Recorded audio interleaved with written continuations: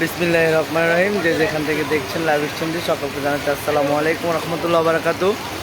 আলহামদুলিল্লাহ সুম্মা আলহামদুলিল্লাহ।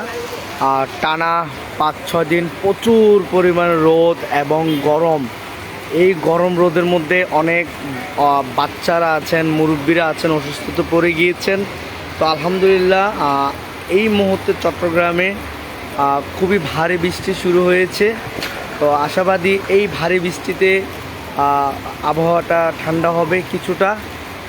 বাচ্চারা অবশ্যই ভালো হবে, কারণ গরম দিয়ে কিন্তু বাচ্চাদের খাওয়া থেকে ঘুমানো হতে প্রচুর পরিমাণ কষ্ট। এবং তো দেখতে পাচ্ছেন বৃষ্টি পড়তেছে কী পরিমাণের, আসলে অতিরিক্ত গরম। কিন্তু দেখেন মহান আল্লাহ তাআলা কিন্তু চাইলে সব কিছু পারে, তিনি পারেন না যে তা না, চাইলে সব কিছু পারেন। তারই ধারাবাহিক কিন্তু আজকে একটি উদাহরণ আপনাদেরকে দেখাচ্ছি। আপনারা দেখতে পাচ্ছেন প্রচুর ভারী বৃষ্টি কিন্তু অলরেডি শুরু হয়েছে ইনশাল্লাহ। তো দেখতে পাচ্ছেন আপনারা টানা 5 থেকে 6 দিন গরম পড়ছে যে 36 ডিগ্রি, 37 ডিগ্রি বা 35 ডিগ্রি। তো এই গরমের মধ্যে কিন্তু প্রচুর পরিমাণ বাচ্চা অসুস্থ হয়েছেন এবং মুরব্বীরা অসুস্থ হয়েছেন, কারো পেট খারাপ হয়েছে, কারো অনেক অসুবিধা হয়েছেন। তো মহান আল্লাহ তাআলা কিন্তু আমি একটা ব্যক্তি দোয়া করেছেন, দোয়ার উছিলায় কিন্তু মহান আল্লাহ তাআলা আজকে রহমতের বৃষ্টি দিয়েছেন, দেখতে পাচ্ছেন আপনারা। তো আমরা আশাবাদী এই বৃষ্টির মধ্যেই কিন্তু আলহামদুলিল্লাহ আবহাওয়াটা কিছুটা ঠান্ডা হবে ইনশাল্লাহ, আমরা আশাবাদী।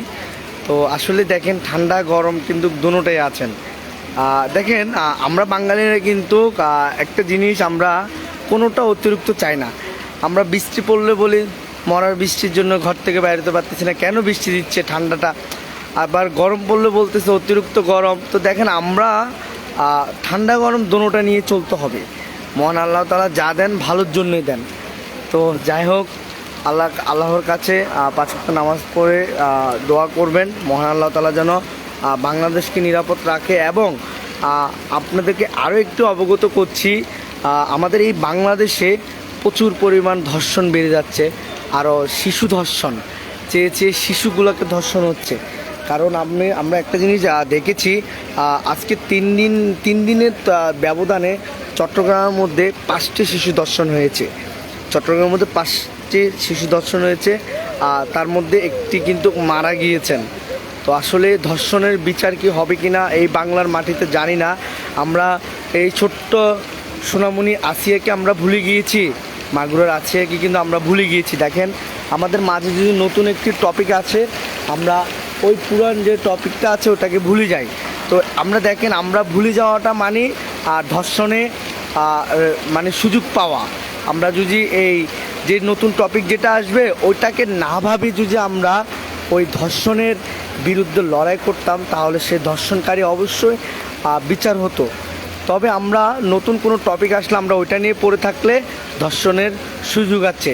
এখন দেখুন আমাদের যে লামিসা যে ঘটনাটা হয়েছেন, আমরা দয়া করে সকলের কাছে হাত জোর করবো। আপনারও সন্তান আছে, আপনারও মেয়ে আছে, আমারও মেয়ে আছে, আমারও সন্তান আছে।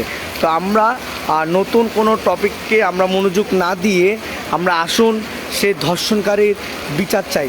যতক্ষণ এই ধর্ষণের ফাঁসি না হবে ততক্ষণ আমরা লড়াই করে যাব ইনশাল্লাহ। তো আসুন আমরা কাঁধে কাঁধ মিলিয়ে ধর্ষণের বিরুদ্ধে স্লোগান তুলি।